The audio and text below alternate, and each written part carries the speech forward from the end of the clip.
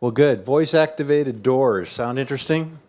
Okay, well, hopefully it will be. We'll see, depending on what God does with it, because I'm not sure at this point. Yeah? So, first of all, God loves you just as you are. Yeah? And far too much just to leave you in that state. Yeah? Okay.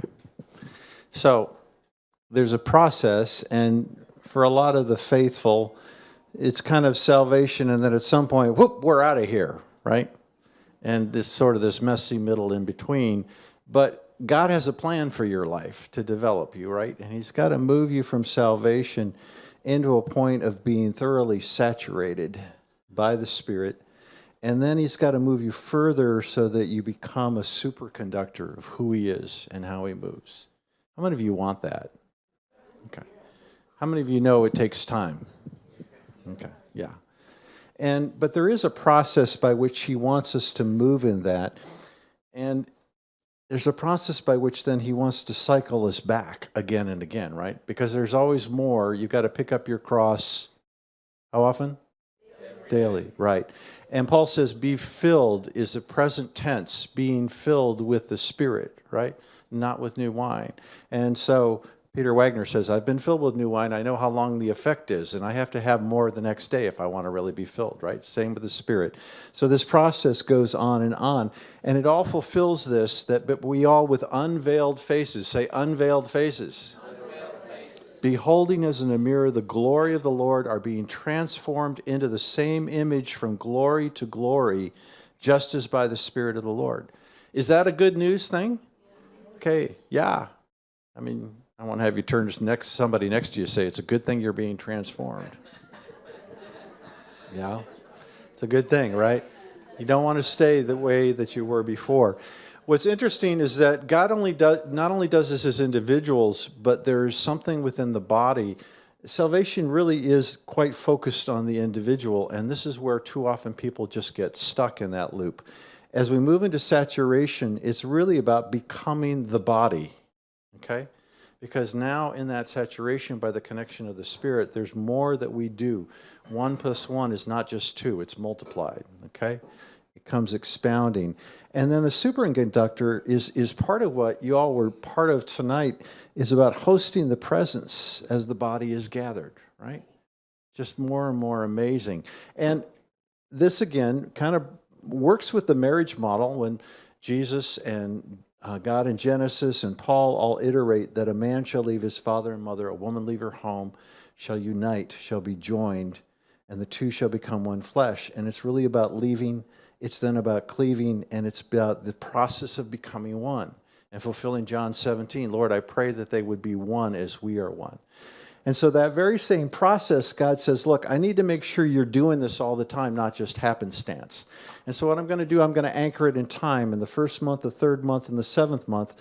And the first month about Passover really is about that leaving process. The third month is about the Pentecost and the word of the Lord on Mount Sinai, the cleaving to the bride. It's about the giving of the Holy Spirit. And then now into the seventh month of Tabernacles, which is about that process of becoming one. And every year God takes us through that.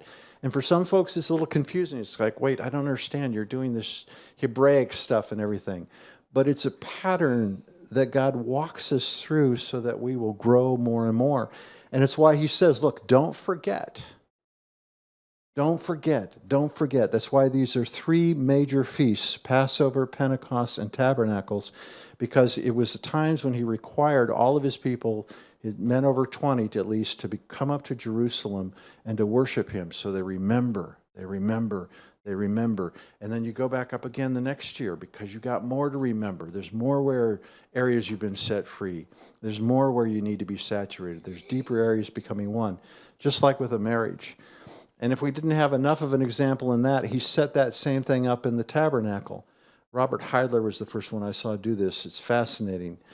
But, in the front, in the outer court, you've got the altar with the fire and the sacrifice and the laver with the cleansing water. This is about the sacrifice of Jesus and then baptism, or about how they move through that, and that's all connected up in Passover.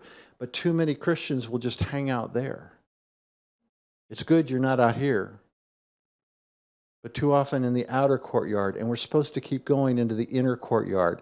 And there was the seven light lampstand, representative of the sevenfold Spirit of God, the showbread about his provision, and the incense about prayers. And it's so much connected into that next deeper step of walking in Pentecost, in the fullness of the Spirit, in saturation.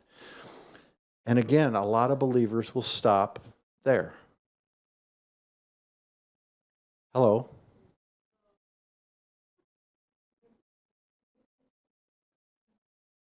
I mean, a lot will stop right here. Hey, I'm saved, I'm baptized, I'm good. And God's like, there's more. But then people will go further and they'll get saturated by the Holy Spirit. Some call it spirit-filled. I like to say you're saturated, right? It's not a question of how much do you have the Spirit, it's how much of you does he have? What's he got full access to? But there's that final step to go into the most intimate place. And frankly, that scares the snot out of a lot of people. Okay? But it's represented here with the mercy seat where the ark is. And it's that dividing curtain so that it's a holy of holies. And that really is about tabernacles. And it's fascinating because at Passover, the blood of the lamb has to be applied. And back here at tabernacles, again, the blood now of goats or lambs has to be applied again. And the church was supposed to be doing this, so we're mindful of the importance, not only of the blood to get us free, but of the blood to keep us clean and to take us into the intimate place. But too often, they just circle around and around out here in the outer courtyard. And that's great, but there's more, right? And so this thing of salvation going there, spirit saturation, then moving in the deep intimacy. And the reason you want to get there is this: that's where the glory was hanging out.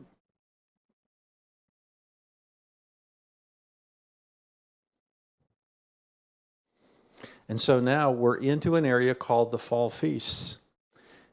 And you won't grow in a marriage until you wake up. Okay? How many married people in here? Okay.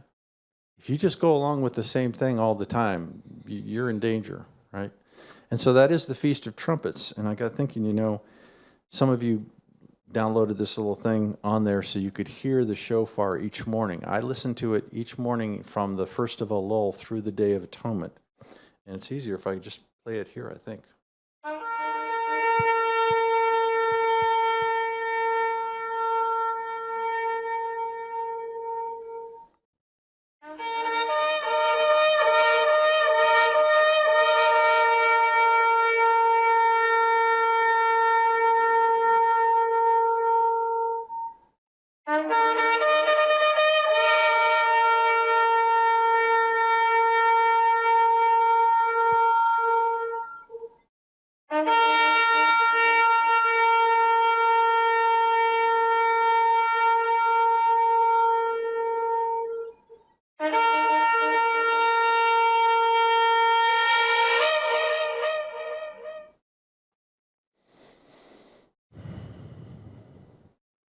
Kind of wakes you up, huh?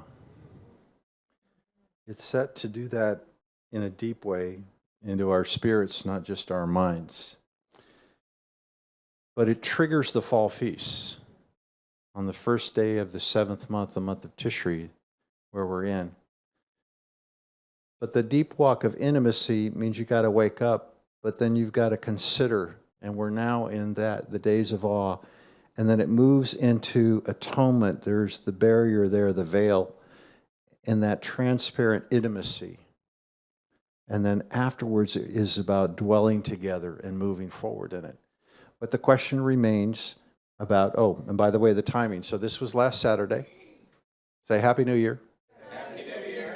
It's also the head of the year, okay? So it starts the New Hebraic year, 5784.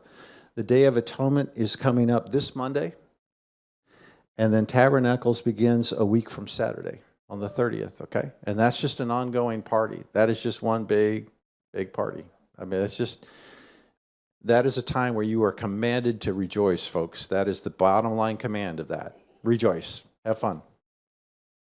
Yeah? Some of you have an easy time doing that. Some of you really need to do that. Okay? I mean, seriously. So we're here in this place, in this time of the days of awe, but the question is again, will we press in and through? And it's like, well, of course, everybody will. Now, sometimes the guys aren't comfortable with that analogy. It's a little too feminine, so let's do it this way. Wake up, consider, deal with the issues, and as one, moving together. You better with this, guys? Okay, I mean, just kind of like, but again, there's trumpets, the days of awe, atonement, and tabernacles. Now, I'm really, really, really kind of dumbing it down and applying it because we could spend a lot of time and we could go into all the specifics about each part of this, right? Into a lot of technical things, and you would all leave and you would go out so well informed, but probably not reformed. Okay? And it's never our agenda just to get you information. It's how is God making this work? And so when he put it in his calendar to revere and reverence him and to worship him, but there's an idea behind it. God has a plan for your life, and it's to move you into deeper intimacy with him. And he didn't get your butts out of Egypt just to let you wander around the wilderness. Okay? He wants to move you into that deeper place. And I have just this real thing about the fall feasts because it's leading to that deep heart. But again, there is this veil of pressing through, and this is the time to consider, will I do what it takes to get in? Now, just so we're clear, you're already in a way. You're already seated in the heavenlies in a way. But the reality of how much you draw that in and how much you walk in that now is a huge question. Yes? So, the veil. The veil shall be a divider for you between the holy place and the most holy. You shall put the mercy seat upon the ark of the testimony of the Most High. Why was this edict put in place? You remember? Because in Numbers 10, two of Aaron's sons go and put before the Lord unauthorized fire, and they are made crispy critters. And Aaron is not allowed to say a word. And their bodies have to be taken out outside of the camp. Okay? And the Lord says, you can't be doing that. And so I always think about Aaron going behind the curtain for the first time after that. But we know something's happened since then. When Jesus had cried out again with a loud voice, he yielded up his spirit. At that moment, the veil of the temple was torn in two from top to bottom. I like to visualize the priests that are in the outer courtyard when that happens. Scared the snot out of them. They know, right? You can't go behind that. This Hebrew remark then, all about the veil. Therefore, brethren, having boldness to enter the holiest by the blood of Jesus, by a new and living way which he consecrated for us through the veil, that is his flesh. Right? So we had the original setting and the fear that's been torn in two. Paul, or the writing of Hebrews, is exhorting us to press in there. But here's the issue. We have spent most of the time making veil repairs.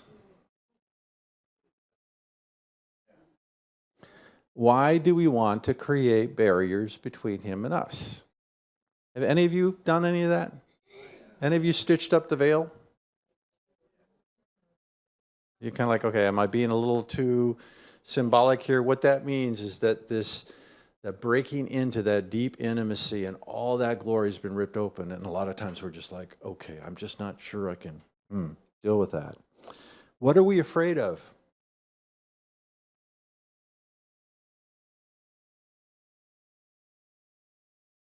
Is there fear involved? Yeah, a lot of times there's being afraid. I'm not sure of being that close to I was thinking about a movie, Cousin's Cuisine or something, but there's a scene where the uncle doesn't want to go into the church. He says, yeah, I don't like going into a church. You know, when God's in that small a space, it gets dangerous. And it was just sort of a funny thing. I'm sorry, it just was coming to me. He was more comfortable with being outside. But so often there is that fear about that deep intimacy, and part of it, it's like, what are you going to require of me if I do that, Lord? What's going to happen? And we often then establish these boundaries, parts of our lives. okay, God, you can have this, and I can walk with you really intimate with this, but can we just leave that up? Some of us want to go behind the veil with a hand or an arm and leave the rest of us out here to do what we want. No? Because once you enter into their holy, so we have one foot in each kingdom. And we like to keep an escape route. And one of the other things we're afraid of is, what? If I go in there, I have no idea how silly I'm going to look. There's often a need to look reasonable. I've seen those people who really go in all for Jesus, and they're kind of, wah. Most of you here are considered a little wah already. Okay? Because some of you are that. But anyway, but I love, Jane Hammond one time said, hey, just because you're spiritual doesn't mean you have to be flaky. Okay? Be wise, be discerning, use prudence. But here's the reality. Jesus did not endure torture, torment, ridicule, abandonment, and death for a 10% share of your life.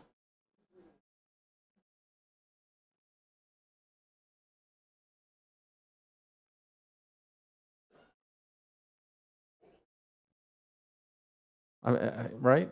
This is a lot of folks in that outer courtyard. That's kind of how it's.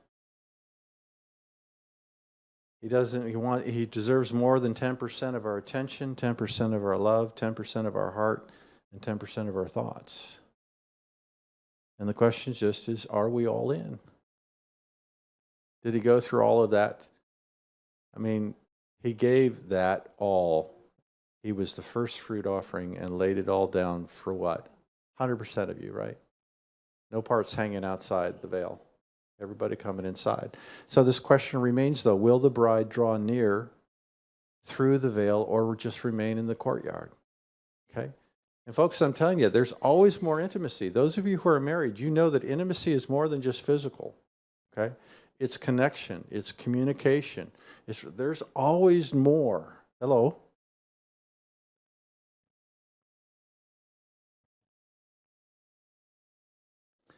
The question in this time, will we step through and will we step in? But this is the question. But is it safe? Short answer, safe? No! It's deadly. But it's good. Right?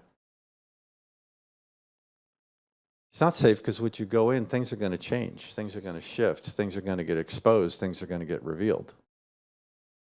Think of it this way. Those of you who've been married or think about getting married, you leave home. You did that first part, leave, cleave, become one, right? You stand before, you do the ceremony. Will you so-and-so, will you this, that, and everything you say I do, right? And everything. And then you go back and you're on your honeymoon and your spouse is now behind the door on the other side of there and just like, I'm just not sure I want to risk that.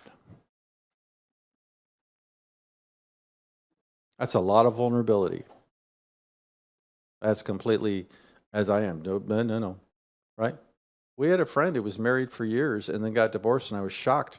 Actually, he didn't get divorced. He had it annulled because he was very staunch biblically. And okay, I'm not sure. How did you, because he didn't believe in divorce. And when I talked to him, he shook his head, just never consummated. Means they never had sex.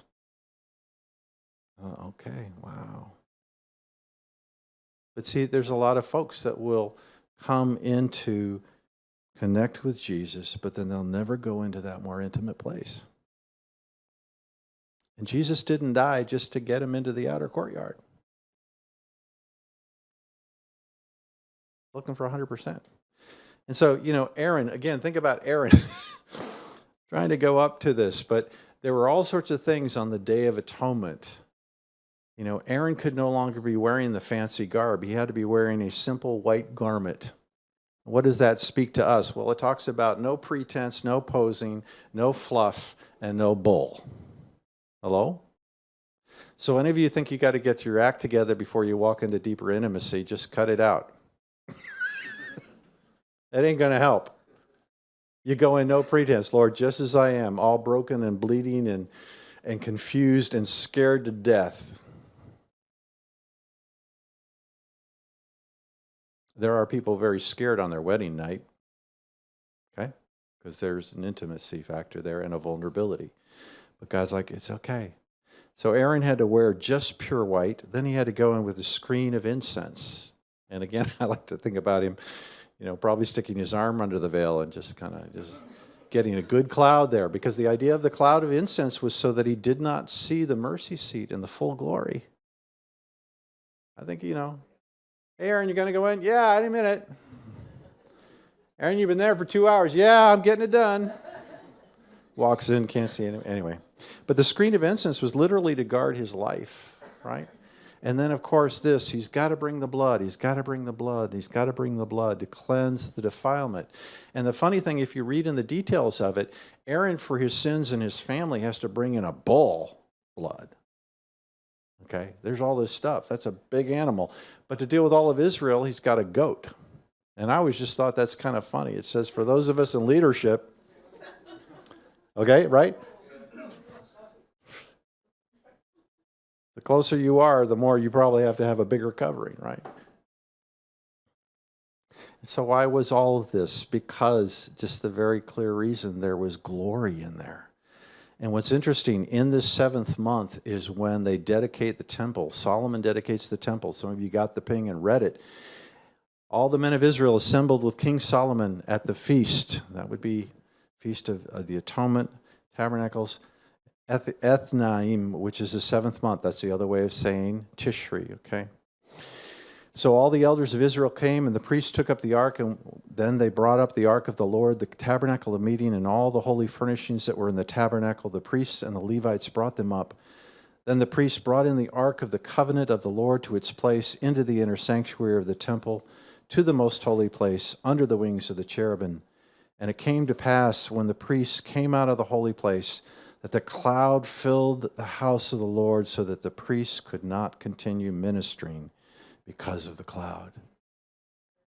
For the glory of the Lord filled the house. Why all that? Because it's dangerous in the glory, right? Do you know that in this month, right now in this time, would be likely when Moses said to the Lord, now show me your glory. Because he comes down the mountain after 40 days, and that lands on the Day of Atonement, on Yom Kippur. And the Lord said, I can't show you all, but let me give you a glimpse. And he's just radiant, right? You good with this? You getting? Okay. But the invitation is there.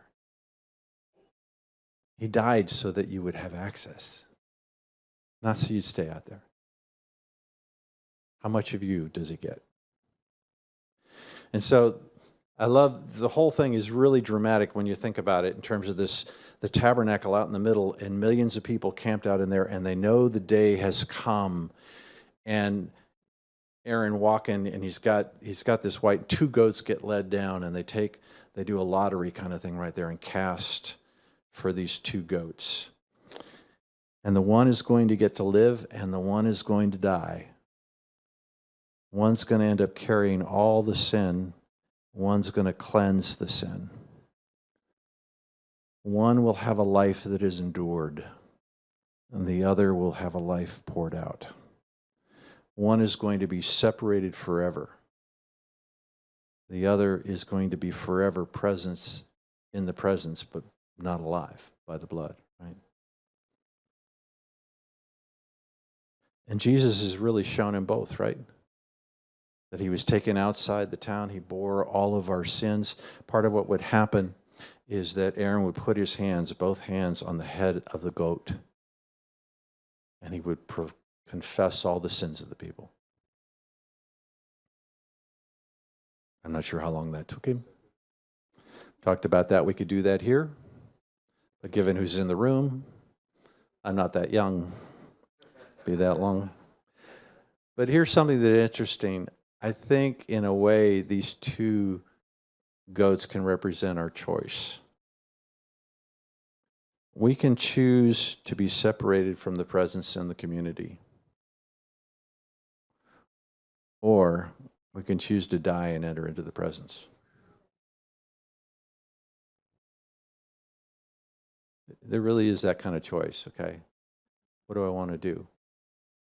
And see, to go into the presence is to really just release all those sins. Yeah, you got to die daily, right? You got to die to something. Your pride, your ambition, your agenda. That other percent, whether it's 90 or 60 or 40 or 10%, we're holding back. But I find it's kind of interesting that to choose to be separated from the presence of community is really about living in an orphan spirit. And we've talked about that before. And Jesus says to the disciples, look, I will not leave you as orphans. I will come to you. He addresses that. And Paul goes on and says, for you did not receive a spirit that makes you a slave again to fear, but you received the spirit of sonship, and by him we cry, Abba, Father. Right? We're supposed to be in that intimate place. We're supposed to be sons and daughters, full throttle, full-fledged, blood-bought, spirit-sealed, royal sons and daughters. Yes? Confidence. I love this photo on the far right, right? Just that hug of, knowing there's a joy, there's a strength. We're for that, but then we have this other part of it in this time that we're brought about the magnificence and the glory of God that is so stunning that it was only once a year when Eric can go in. And so I think part of the power of this time of year in Tabernacles is it does this. It should do this. There's a need to restore holy fear.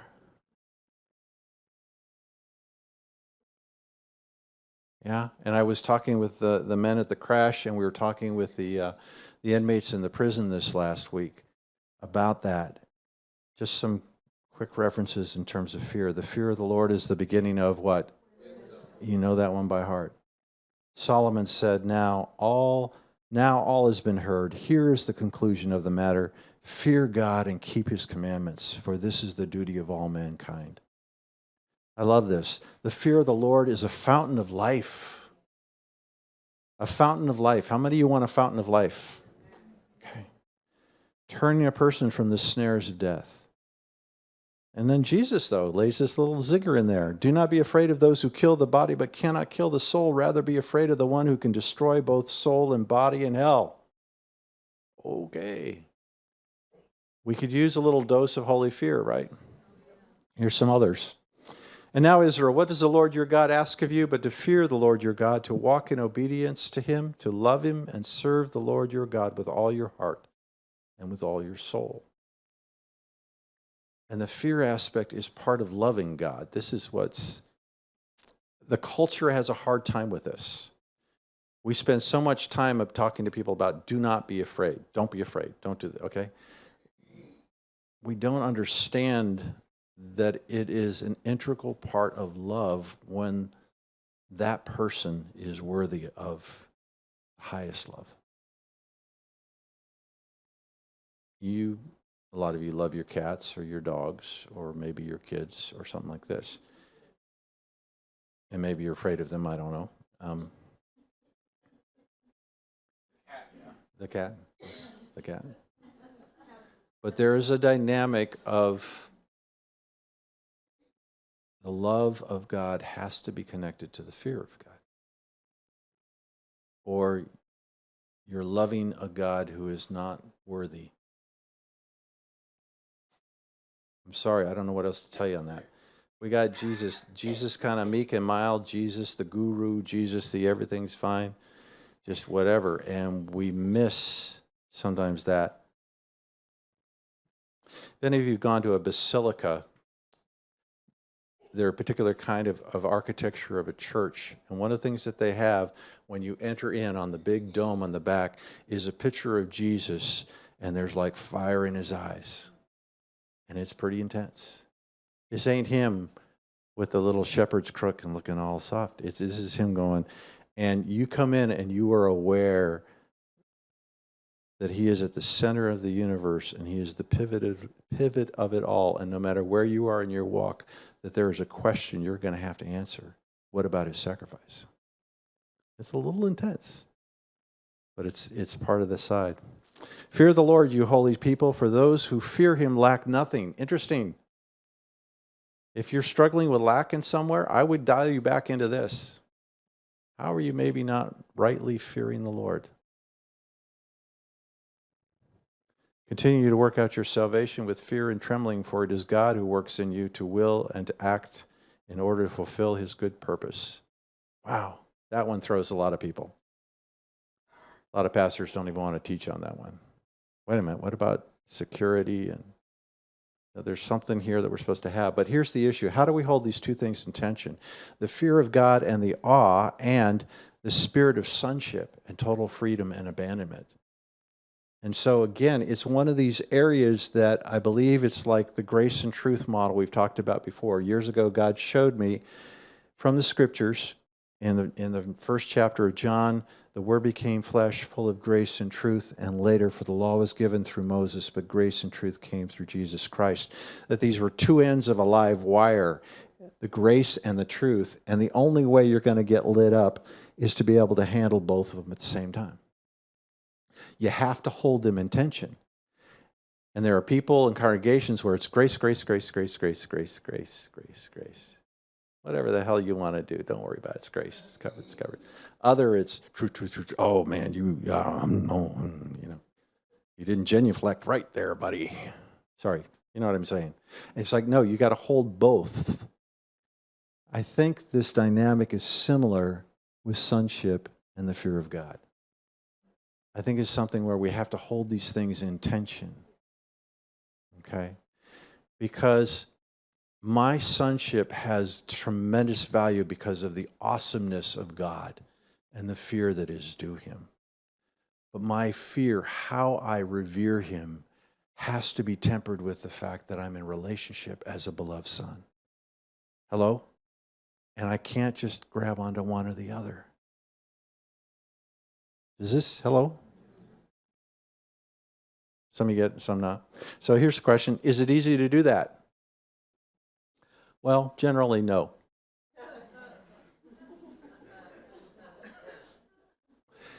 See, a lot of places won't even want to grab either one.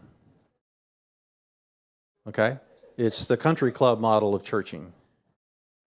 Oh, yeah, you're all loved, you're children of God. There's no real understanding of sonship. Oh, God's going to, the Unitarian Universalism. Everybody's going to be forgiven. It's all fine. There's no consequences. Just try not to get dead or kill somebody else. It's pretty simple. But it's absolutely necessary to grab hold on both of them. But then here's the question. Which is your challenge? Because I will tell you, most of us have a challenge one way. To either we can't quite grab fully that he delights in us, or we can't grab fully to walk in holy fear. Hello? Which is yours? I'm kind of curious. Do you think you go more on the fear of God or more on the close sonship? Or you know what? A lot of times it's like, I don't think I have a handle on either of those. Hello? You're still moving in an orphan spirit? That's not the right fear of God. That's being afraid of God. A fear of God is a reverence that says he's awesome, he's majestic, and he's my dad. Because they have to be linked together to fully function. So the idea is simply this: full throttle sonship and fear of God. Hold them together. Is that easy? No. Is it necessary? Yes. You okay with that? You getting some idea? I need to move into another area, so I'm going to. You okay? Still got some energy back there? Okay, yes. So, we are in the year 5784. We just crossed over into that as of Saturday, okay? That is a Dalet year because the number 4 in Hebrew is that letter, Dalet, which looks like a picture of a door when you pull up the thing from a tent. Sorry. Yeah, and you've been out in a tent? You pull up one corner and kind of pull it up there? Flap. Thank you. Flap. Okay. So we use that because we believe that God has prophetic links to that, and you're going to be hearing a lot throughout the year about doors, because Dalet, the way the letter is spelled is a word for door. It also can mean gate. It's word, command, to speak. It's the Holy of Holies. Interesting. Hello? It's the Holy of Holies is a Dalet word. The blood is a Dalet word, which takes you into the Holy of Holies. And to be silent and still And Penny did a great job beginning to unpack some of that. We're going to have to do more of it, okay? We just came back from a conference. Kim and I and Penny and Duke went along. We had a whole lot of fun giving Duke grief, including alerting the TSA to give him a little extra special attention on the way through security. And he and Penny got baptized out there, and Penny got it right. They went together. It's interesting. They went down together. Penny came up. She was fine. They looked at him and said, "You need more," and they pushed him back down again. And I joked about saying something to them, but I never got a chance. And I just told Duke, it's like, and because the guy was doing his Keith Pierce, Chuck's brother, who's a wild hair. And I said, it takes a scallywag to recognize a scallywag. He just knew. He knew. No, he's not getting enough. Poor Duke was just barely coming up to get a breath when he got pushed back down. So, but it was good. A lot of great stuff in there. A lot of strong prophetic words. You can watch the replay on GZI TV, and it's worth doing that. You can get a 7-day free trial, so it doesn't cost you anything. But I think this idea, someone mentioned it, but I felt like I could go further, about voice-activated doors. How many have voice-activated something around? You have light bulbs and garage doors and, right, more and more all the time. I remember years ago, there was a Star Trek movie about where they traveled to the past. And at one point, they're sitting in a normal business engineer's office, and Scotty sits down. He says, "I'm going to give you the formula for, clear aluminum as a trade." He goes, "Really?" And so Scotty turns to the computer, goes, "Computer." And it's just sitting there, and he goes, "Computer." Now, we always thought that was funny because at the time, no computers were going to respond to you, okay? And so it was a big joke, and he's like, "Oh, my goodness, we're back to the Stone Age." And so he starts typing in. But now we're there, right? You talk to it, and it just does all sorts of things. But here's what I want to get, what I think, there's so many things that came out in the conference, I'm still percolating on them. But the idea about waiting at the door, because the voice-activated door, often we first go default to us, and it's not. The voice-activated door is him, his voice. Hello? "Blessed is the man who listens to me, watching daily at my gates, waiting at the posts of my doors. Whoever finds me finds life and obtains favor from the Lord." Folks, this is a year we are really going to have to be focused on being at the gate, at the door, and waiting and listening for the voice. Asking to hear the voice. Lord, what do you want to tell me here now? Some people who are watching this or in the room are going to think, well, but I don't hear God's voice. That changes this year. One of those Dalit words is speak and command and word, and we cannot afford, any of us, to not be without direct, fresh manna from him. You need a word.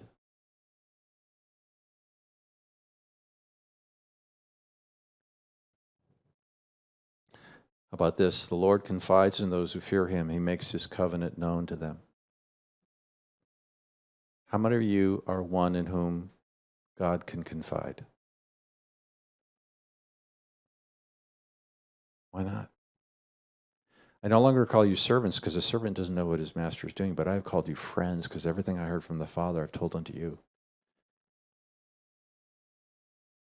It's better for you that I go, because when I go, the counselor, the comforter will come, and he will speak what he hears from the Father. On and on and on. My sheep hear my voice. So here's the point, folks. You have to figure out where your gate is and where you're going to sit and where you're going to walk. Wait, okay? Some of you have a place, that's great. You may have to break that. You may be stuck in a pattern where that's got to get jolted up, okay? You're inside, maybe you have to go outside. You're outside, maybe you have to go in. I was talking with somebody on the phone trying to figure out a place to go. I said, you got a car? I've done that before. We've been traveling with somebody, and there wasn't really any quiet place in the house. I just went out the car. Sit out there. Turn the engine on. Where will you go and sit and wait? This was a point that Chuck Pierce brought up that I thought was very important. Don't try to control him as to what he wants to tell you. Because here how we are. God, da da da da da da da da da da da, and I got this going on and this going on, so what do you want me to do? That's controlling him for what he wants to say. I'm serious about it. You go before him and just say, Lord, what is it you want to tell me?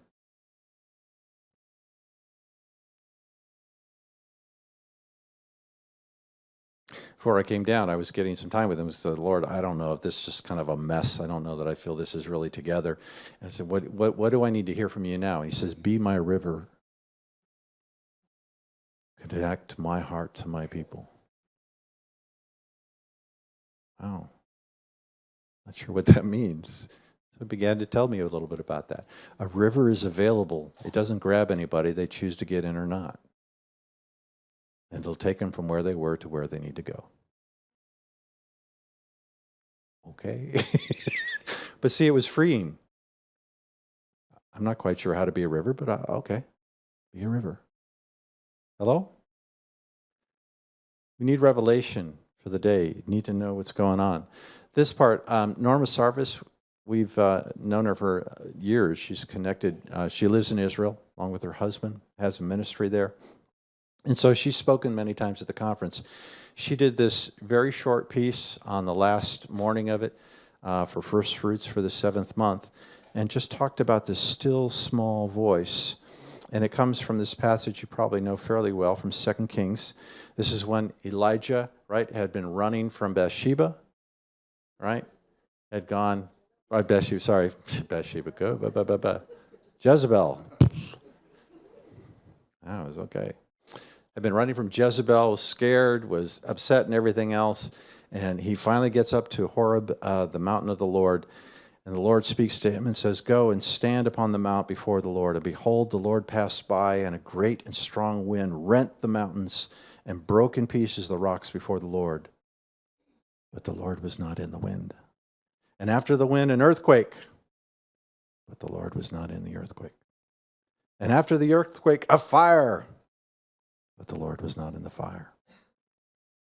And after the fire, a still small voice. Now, do you love this passage? I love this. In part because, folks, a lot of times we really want dramatic things from God. Okay, God, if this is what I'm supposed to do, then rock this and do. And sometimes God will rock it, but he's not in it, right? We want the dramatic, and so often it's not there. It's this still small voice. And she was going into the Hebrew on this, on the koi, dama, and daka. And in Hebrew, those words are voice, silence, and moment.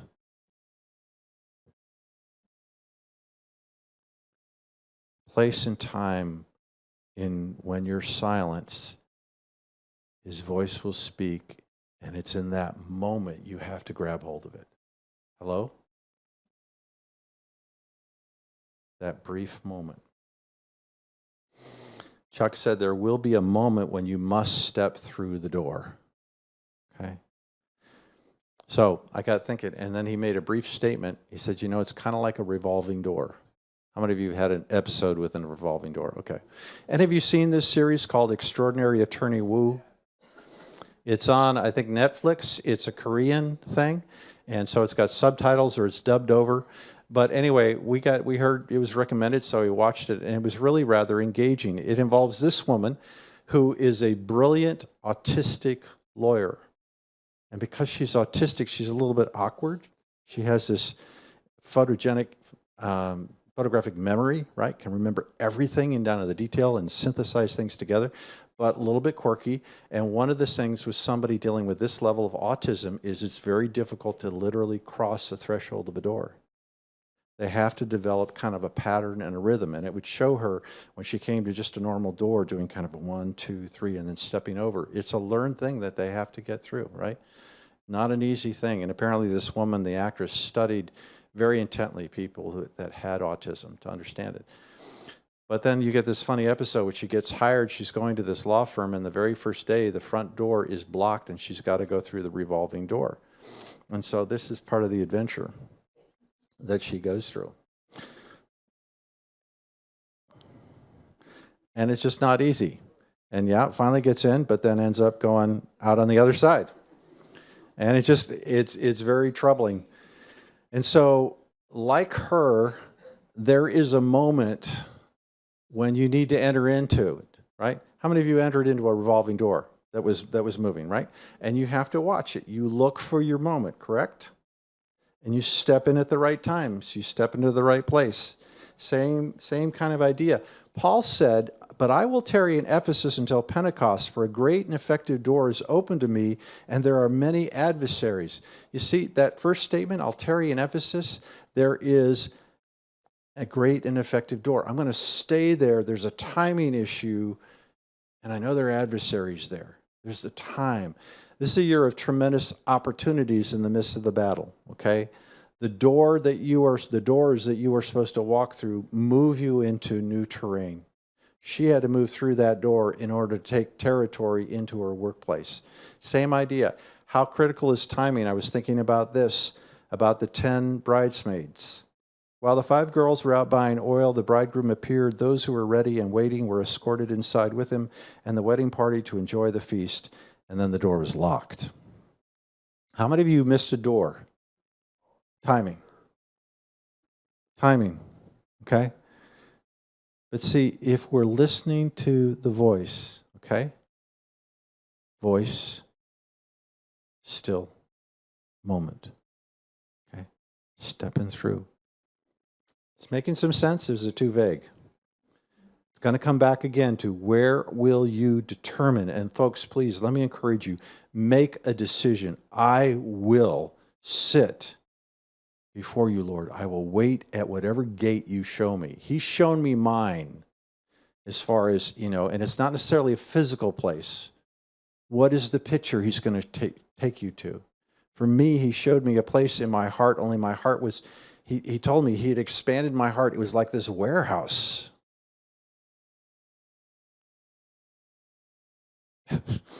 He was saying, funny. He says, your heart is free. Your mind, not so much. So lead from your heart. Sort of. But it's there that I need to wait for him, okay? That's just, I can picture it. I can be there. What do you want to say? And I don't have the agenda for him. And I have the idea that he's got much more he wants to show me of himself in that place. Where will, just go before him. Lord, where's my gate? This idea about voice activated, sorry, I'm a movie kind of guy. I guess that's where Levi gets it, or I get it from him. But anyway, years ago, any of you seen this movie called Sneakers? It's a ways back. Anyway, look at the cast. Robert Redford, Dan Aykroyd, Ben Kingsley, Sidney Poitier's in there. Anyway, it's just a great movie where they have to find a way to get into this very high-tech office. And at one point, you meet this character, Dr. Werner Brandes, and what they have to try to do is get his voice recording, because when he goes into this secured area and he's sealed in, the only way he can get out is by saying this: "My voice is my passport, verify me."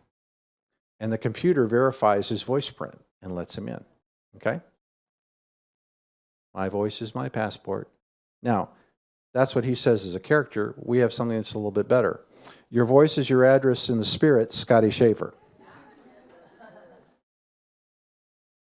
Hello. Your voice, okay? So God activates the door there, but then so often for you to move through it, you have to do that part. Your voice is your passport. Say, my voice is my passport. That means you get to pass through, right? To go through that port. And some of the voice-activated doors, I know this may sound vague, but it's going to be, it has to be, because for you it will be the situation of work or a relationship or finances or any number of things. And you're going to have to say, okay, Lord, where is that door? How do I wait at the gate and listen for you? What's that moment so I can know when to move in? Because sometimes your doors look like that. Sometimes they look like this.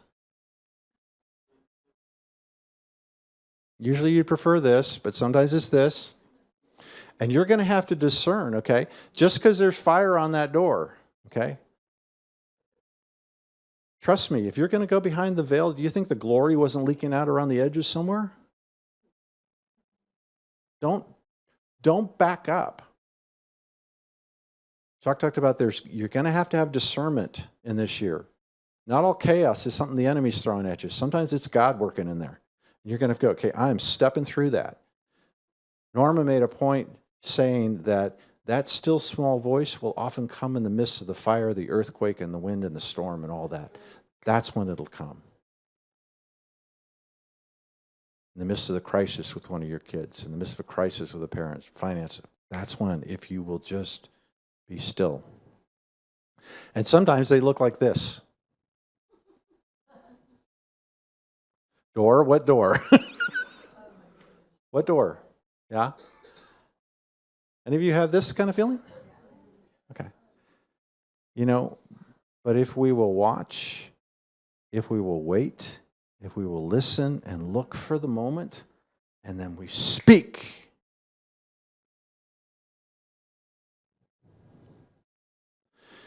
What's fascinating about that extraordinary attorney Wu is that a coworker sees her desperation and how fearful she is trying to get through that. And he basically teaches her to do time and basically dance through it. And he walks her through it and he dances with her through it. And it takes a while, but then later on, here's how she makes it work. Focus, watch your moment, step forward, move, move, move, move. Get to the other side, but watch her face.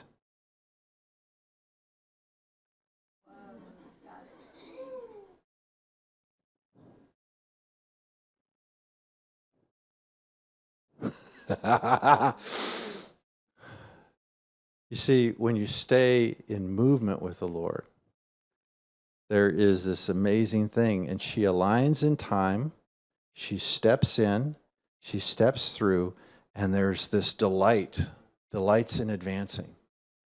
See, you got to get to that point, folks. Don't make this harder than it is. The movement may be like a dance. Hello? But it's movement. It's movement. Oh, sorry? Something voice activated out there? So wait for his voice.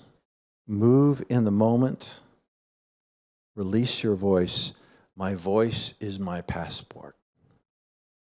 Does this make some sense? Okay, right now we're in that time.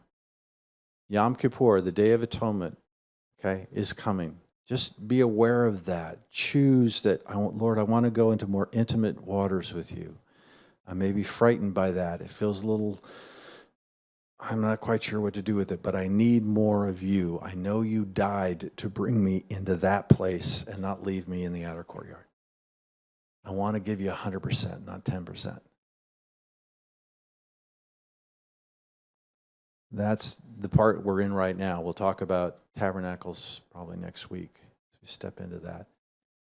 But now it's about going into that, okay? It's, to me, it's just awesome that God didn't just set you free. He wants you intimate with him. And so often people just see it as a way to get out of their prison of some kind. He's like, no, that was to get you here. That wasn't to leave you just wandering around. I'm not leaving you at the altar. Come in. And that's what I have to say about that. In a second, I'm going to have actually Martha and John come on up, but I want to seal right now to do communion because, folks, this is a means of grace right here. Do not think of this as just symbols. Okay? Think of these as access points. Okay? The blood and the body broken, right? Not simply to get you free, but to get you in. Everything you need is right there to have full access, full intimacy, but you have to come buck naked to it. No excuses, no posing, no bull. Just you and me, God. Father, right now, before we move into this, I want to seal this word of that deeper intimacy with you. Lord, we have folks that maybe are living with the 10-90 split, and we just want them to move into more because that's where there's life. 10-90 is some kind of survival, but it's not living. Lord, draw them in. And Father, show us the gates where we need to wait. Listen for your voice to activate the door and then speak. Because our voice is our passport. In the name of Yeshua HaMashiach. So, Jehovah's Sneaky's at work on this. I got a text earlier today from a brother and one of our allies. He said, I just saw your email about voice-activated doors. I had a vision about a week ago about repairing a door. It was as if I was opening a very white, very clean white door that had a golden safety chain fastened on it. I took it that this door represented, as it were, to my home, but we don't have that type of door. In other words, new door, right? From the other side of the door, I heard a gruff male voice say, I'll have it over for you by next Monday. That date would be 9/25. That's the Day of Atonement. He had that experience a week ago, and God just suddenly put it together about the voice-activated door. God is all in this, folks. It's all access pass. But the question is, wait at the gate, listen, be still, and the moment will come. Step through. Step through. Father, thank you for your faithfulness in all of this. We honor you. I don't know that we've even begun to touch on how much we got in all of what you've done, but Lord, expand it in us. And Lord, I pray perhaps that gift to every person here, that they will see a picture of their heart and how it's been enlarged to hold more of you. More of your glory, more discovery, more treasures, and that your light would just radiate through it all. And we seal this up now in the name of Yeshua HaMashiach. Amen.